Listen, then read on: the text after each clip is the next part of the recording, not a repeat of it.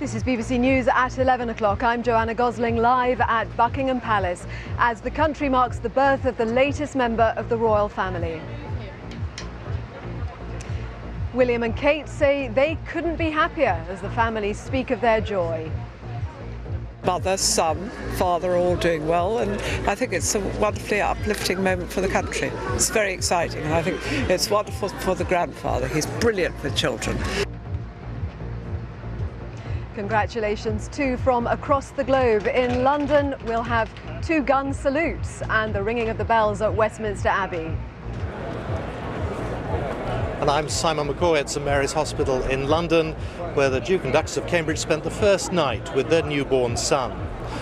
All eyes now are on this front door as the world's media waits for the family to emerge onto the steps.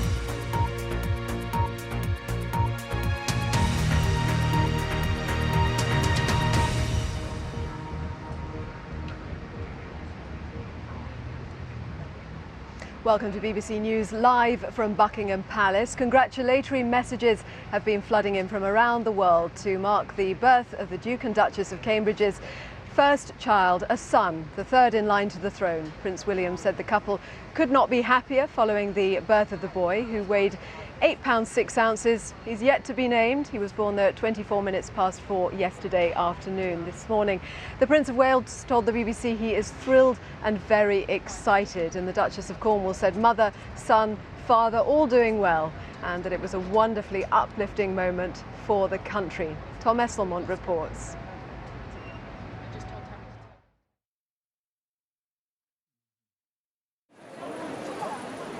It was what the world had been waiting for, but the Duke and Duchess of Cambridge managed to keep the birth of their son to themselves for a few hours before the formal announcement. It was made in the most traditional of ways. A statement was taken from St Mary's Hospital to Buckingham Palace. A few minutes later, it was displayed on an easel at the palace gates, much to the joy of the waiting crowds. The couple gave a short statement after the birth of their baby boy, saying simply that they couldn't be happier. Those sentiments were shared by the baby's proud grandfather, Prince Charles. How are you feeling?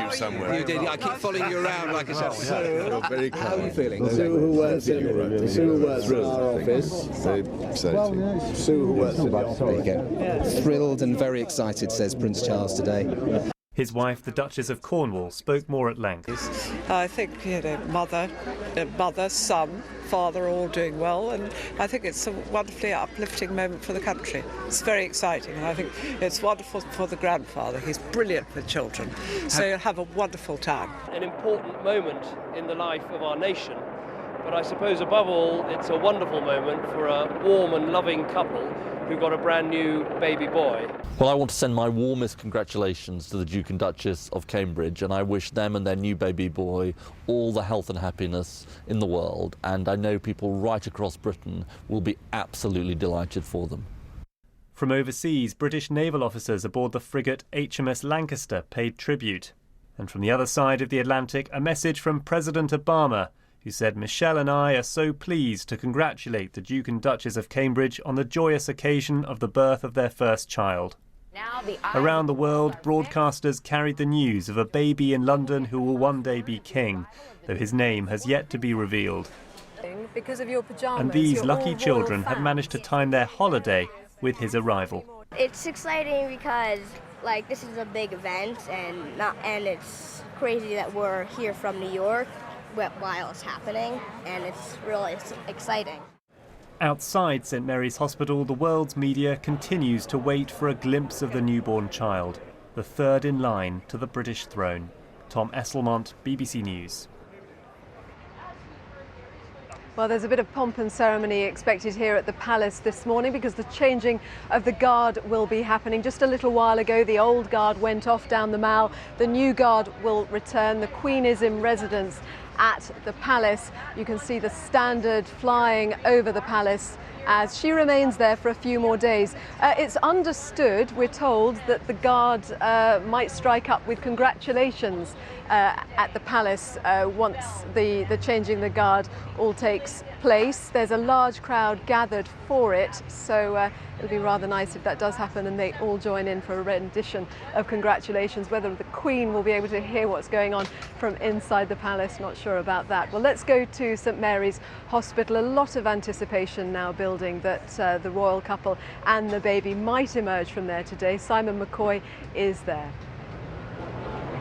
I think that's right. Anticipation is the word. And actually, with each half hour that passes without a visitor, that rather increases the impression that the first thing we will see this morning is, in fact, the couple emerging from that door behind me with the new prince in their arms. It is, as it was yesterday, all about speculation, but there's a certain element of orchestration about what happens today. And as I say, if there are no visitors here this morning, that would suggest that certainly William and Kate are working on the basis they'd like to get home and perhaps introduce their child to other members of the family in a more private surrounding. But as I say, that is speculation. Let's talk to our royal correspondent Peter Hunt, who's here now.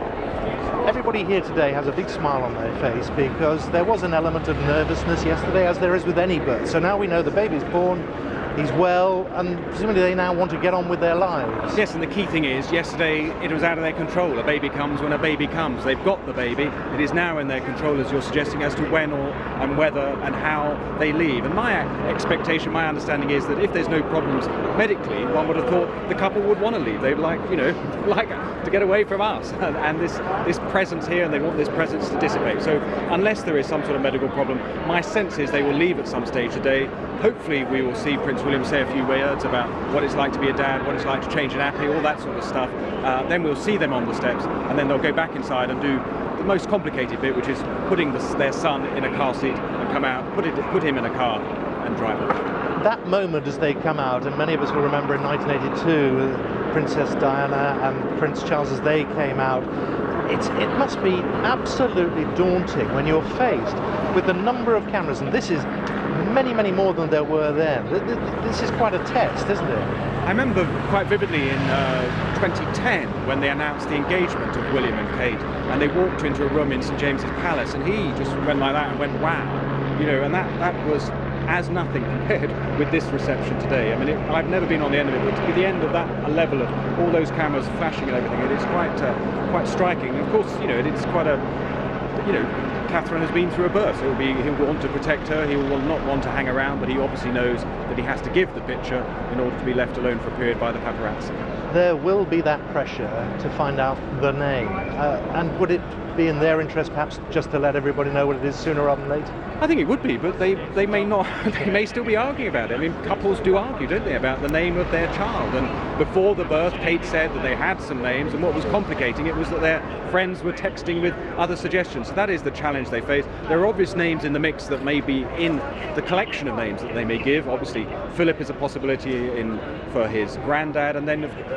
for William's granddad, and then of course there's the parents' names, Michael and Charles. They may well also be in the mix. But obviously, the thing everyone wants to know, the key issue is the first name, Prince what? Yeah.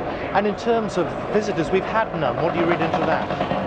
I sense, I suppose, it could be that they are being told, you can see us privately. You don't have to run this gauntlet. We'll be at home soon in Kensington Palace. Pop round then, or they could pop round, say, to see the Queen, a great-grandmother, for the third time at Buckingham Palace. So that's my sense, that the absence of visitors thus far does suggest that we may get movement at some stage. I know the press secretary was around earlier, and everybody seems fairly relaxed, given a fairly traumatic 24 hours. Yeah, I think they are just so relieved. And I think the thing we shouldn't lose sight of is that that statement from William, that one-sentence statement last night, talking about just how happy they were, and that is at the core of this. There's obviously the reasons we're here is because of the significance of this child, but also we shouldn't lose sight that this is a couple who have had their first baby. Peter, thank you very much for that. And of course the Duke and Duchess of Cambridge are not alone in that. Many other babies have been born in the last 24 hours. Let's go to Sian Lloyd. She's at a maternity unit in Birmingham. Sian. Simon, yes, I'm at Heartlands Hospital where 21 babies were delivered yesterday, including baby Raja here. She's absolutely gorgeous, and I'm calling her baby Raja because you haven't decided on a name yet. This is Wahida Raja, Mum. Tell us about your gorgeous new daughter. Well, she was born yesterday at 9:53, came 2 weeks early, so I wasn't expecting her to be born yesterday. But yeah, here she is, and she's just lovely. She really is lovely. Had you been following the royal pregnancy at all? Not at all, really, to be honest. Like I said, she was born 2 weeks early. I didn't even know Kate was delivering the same day until halfway through my delivery. My husband said, "Oh, do you know Kate's delivering today as well?" And I said, "Which Kate?" Because I was like concentrating on my own breathing techniques and everything. And I said, "Oh, where's my gas and air?" So yeah, my husband knew she was delivering. I did not know until. And you're going to be celebrating now as a family when you're able to go home. I know, of course, lots of people celebrating the birth of the royal baby, lots of pomp and pageantry involved with that. How will you be celebrating? Well, she's a real blessing to us because she's obviously born on the month of Ramadan, which is very special to us. And also she's born on the same day. That's special as well, and we'll be claiming the coin, the special little penny coin for her. So as we speak, my daughter's getting all the house decorated with banners and balloons, so can't wait to go home. So you've got 2 daughters already. Yes, When are you going to decide on a name? It's a difficult decision, isn't it? Because the royal couple haven't yet. It is very difficult, but this time I want to get my daughters involved as well, especially my special one, Asha. I want her to be part of choosing the name as well. Yeah. And of course you've got 2 daughters, so you're pretty experienced as a mum. What would your advice be to the royal couple and to Kate as a new mum? I would say count it as a blessing, because I think whoever's got children, it's just a blessing, and enjoy every minute of it because they grow up so fast you don't realise, and yeah, just enjoy every second because they're beautiful, aren't they? They certainly are. Your daughter is very beautiful. Very good advice then. Let's get the last word from Sarah Corlishaw, who's a midwife here. So we've had some good advice there from what's your advice as a professional? It's very difficult with sleep deprivation, so my advice would be sleep when baby sleeps. When grandmas want to come over and offer to cook a meal, feel free, let them do that. If anybody wants to pick baby up and you've just got him to sleep, no, don't do it. And loads of photos and videos because you forget the first 6 weeks apparently. Excellent advice there. Thank you ever so much. So some good advice if they're listening there to the new parents. Simon, back to you. Sian, thank you very much. It's not, of course, just 2 new parents who are relishing today and who we will see emerging from that door with their new child later. There are 3 new grandparents around today as well. Carol and Michael Middleton, of course, and Prince Charles and his wife, the Duchess of Cornwall. They've been out and about in Bugthorpe, and Camilla had this to say. Oh, I think it's wonderful news. I think, mother, son, father all doing well, and I think it's a wonderfully uplifting moment for the country. It's very exciting, and I think it's wonderful for the grandfather. He's brilliant with children, so you'll have a wonderful time. Clearly thrilled. She was speaking in Bugthorpe. Let's go there. Danny Savage is there. Danny. Yeah, thanks, Simon. Good morning from Bugthorpe. This was the first port of call today for Prince Charles and the Duchess of Cornwall on their second day of their visit to Yorkshire. And earlier on, this village green was absolutely packed with people, and probably a few more than we were expected initially because of the news of the royal baby. So they arrived, the 2 of them. They went round the village green, round the horseshoe here. They spent about 15 minutes, a very warm, friendly atmosphere, and they were happy to shake hands with lots of people, accept flowers, accept advice in some cases. Some people were even daring enough to inquire about the name of the royal baby. Prince Charles said, well, I'm sorry, it isn't clear yet. So he wasn't going to give anything away. But the Duchess, as she came past, you heard her commenting there to me about her feelings about it. And they released a lengthy statement yesterday evening saying how thrilled they were and what great news it was that they have a grandson now as well. And so So they were obviously delighted. They're going around to about 6 or 7 different places here in East Yorkshire today. So a few more appointments. They've moved on elsewhere already, but I'm sure we'll be catching up with them as the day goes on. But I think it's just illustrated. This was a snapshot, really, of how warmly the majority of people have received the news of the royal birth, with people coming out, putting up the bunting, putting out the flags and saying congratulations. Joanna, over to you at Buckingham Palace. Danny, thank you. Now, I know you say that Prince Charles says it's not clear what the baby name is. It's not stopping the speculation, as you'd expect. It's also not clear whether they have decided. They're just not revealing it to the wider world. There's some hope that we might learn the name today. But if we look at what's happened in the past, Prince Charles's name didn't emerge for a whole month. Prince William's took a week to come out, but Prince Harry's emerged on the day he was born. So we might find out today. We might have to wait a bit longer. Let's talk, though, about some of the names that have been popular in the royal family through history. George is the bookies' #1 choice. It is a popular royal name. There have been 6 King Georges so far. As a name, it has come to symbolise the continuity of the monarchy, and that's certainly what we've got right now, with now 3 generations, three in line to the throne. The last King George, the 6th, was actually called Albert before he changed his name when he became sovereign.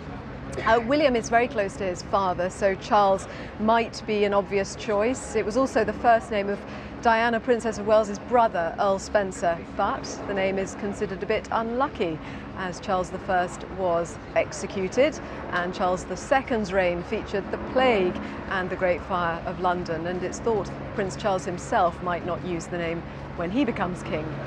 James has been popular at the bookmakers as well, but William already has a cousin James. Of course, the name could be used as a middle name to signify the Duchess's affection for her brother James. And Frances is a recurring name in the Middleton family.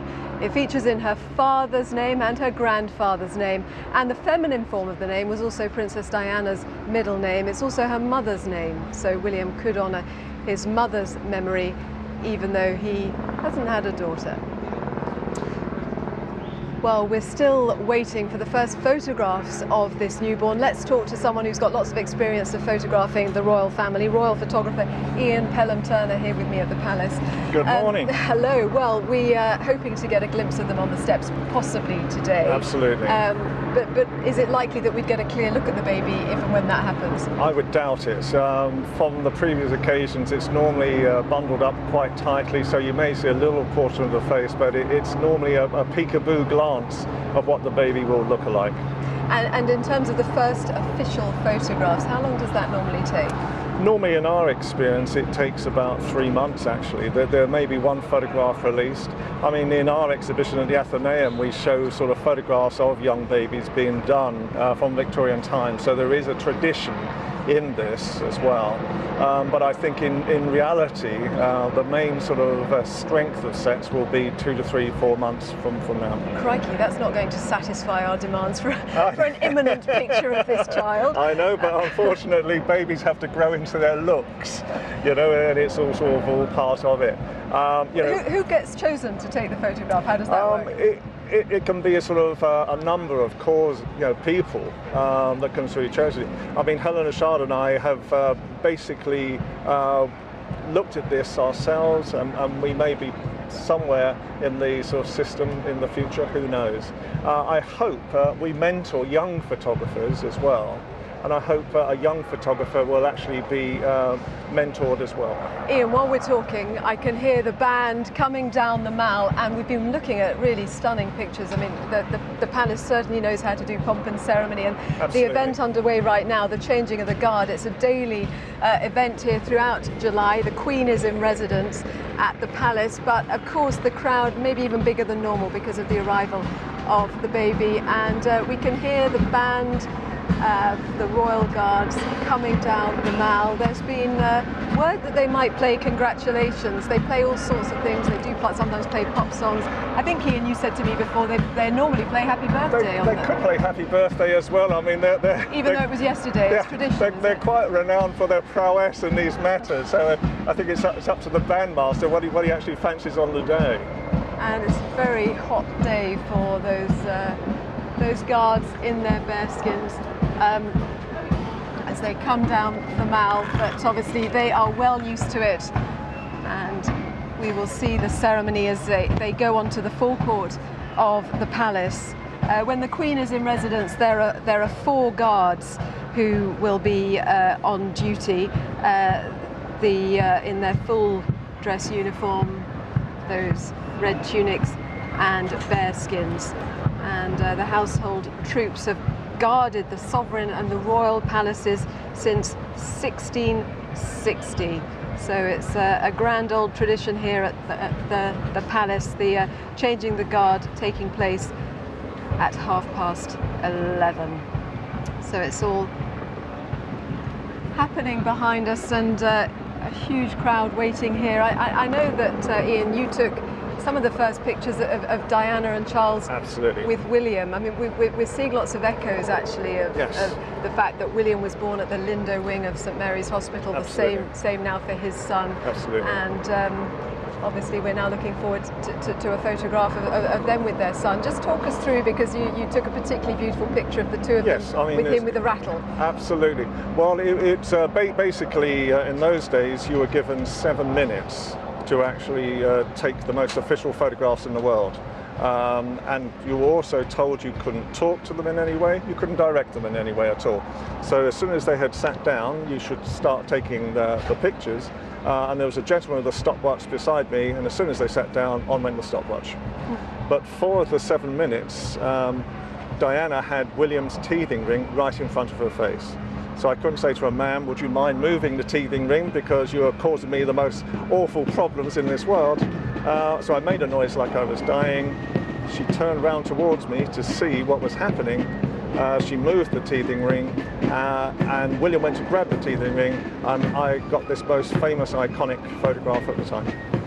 And talking of iconic images, here we are outside the palace. These stunning pictures of the guards, the changing of the guards, and an enormous crowd here gathered to watch them. It's where that announcement was officially made yesterday, on the gilded easel at the palace gates, and an enormous crowd came to the palace yesterday evening after news emerged that the baby had been born. News that they did manage to keep to themselves for a few hours at least. The baby was born at 4:24 yesterday afternoon, and we were speculating for some time after that whether the baby would even be born yesterday, but it had been. It's just that they wanted to keep the news to themselves just for a little bit longer, because they'll be acutely aware that the moment they appear on the steps of the hospital, maybe today, will be the moment that that baby effectively becomes public property, and that the baby is now 3rd in line to the throne. Prince Harry, previously 3rd in line to the throne, he's now 4th in line to the throne, while that baby takes his place. The Prince of Cambridge, we've yet to find out the first name, but on the wish list for today is finding out the name and also seeing the first images as they leave the hospital.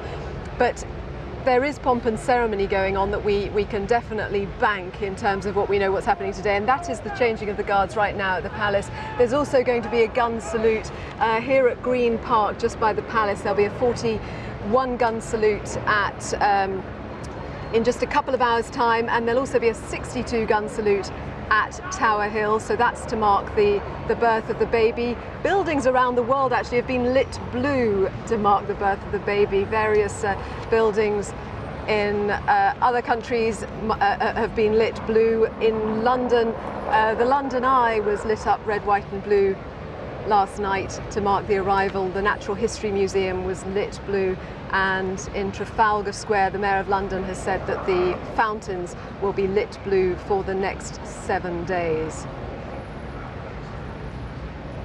And the Queen remains at the palace. She'll be heading off shortly for her summer holidays at Balmoral. She had said just last week she was hoping that this royal arrival would happen before she went off on her summer holidays. Well, she's got her wish. How the mechanics of her first meeting with the baby will happen, we're not sure. What we would expect is that when the baby leaves the hospital, the couple and the prince will go to Kensington Palace, at least for the period probably of Prince William's paternity leave. He's on paternity leave from his his job as a pilot in Anglesey in Wales, which is where they have had their marital home until now, and he has got 2 weeks paternity leave from that job, and after that he will be expected to return to duties, and like any new mother, she'll be getting to grips with life as a mum, albeit to the third in line to the throne. And there's some speculation that she'll go off to be with her parents at that time. Her parents live in Bucklebury in Berkshire, very different background on that side of the family, obviously, to the side that we're seeing here at Buckingham Palace, the full royal pomp, the palaces that the baby will be born into. But on the other side of the family, that very middle class background. I think the baby's great-great-grandfather was a coal miner, so very much a product of his generation, this baby, who will be king. And if the baby is on the throne at the age of 87, he would be the first king of the 22nd century. And when you hear that statistic, you get a sense of why it's such an important arrival for the continuity of this royal family. It's the first time since Victoria's time that there has been such a clear line of succession, with 3 in line to the throne through 3 different generations, as there are now. The Queen herself has got several great grandchildren, but of course this is the child of the eldest son of her eldest son.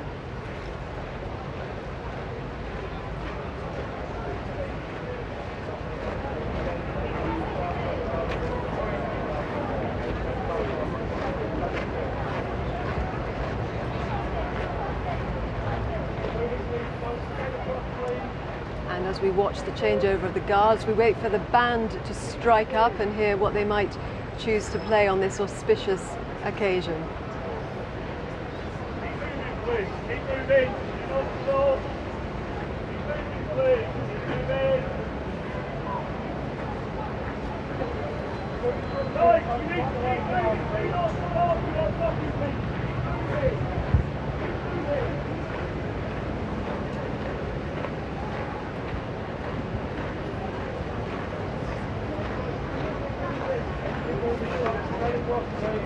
Well, you can see there is a bit of wind here. It's been some of the hottest days of the year, but you can see the standard is flying over the palace.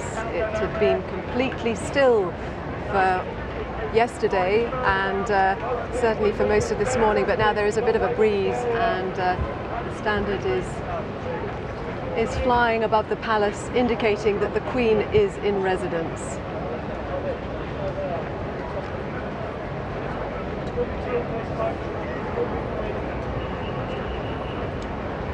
And the easel was certainly still there this morning for tourists to come and take a photograph of that official announcement. The traditional way the arrival of the Prince was made on a piece of paper, delivered safely from the hospital, taken to the palace and put on an easel outside. Just a very brief line, but confirming what everyone wanted to hear, that the baby had arrived and it was a baby boy.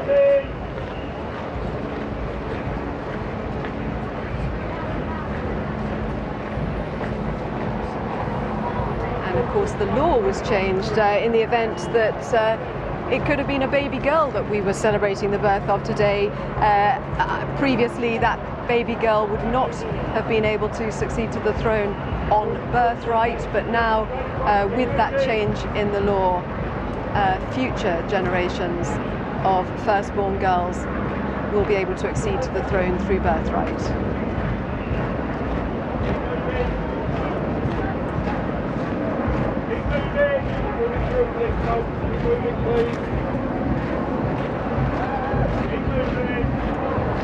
And this, the official way the handover of the guard at the palace is marked. It's not every day throughout the year, but it is certainly every day throughout July. And it's a process that takes a little bit of time, delights the crowds obviously, and you can see there the drums, the band waiting to strike up.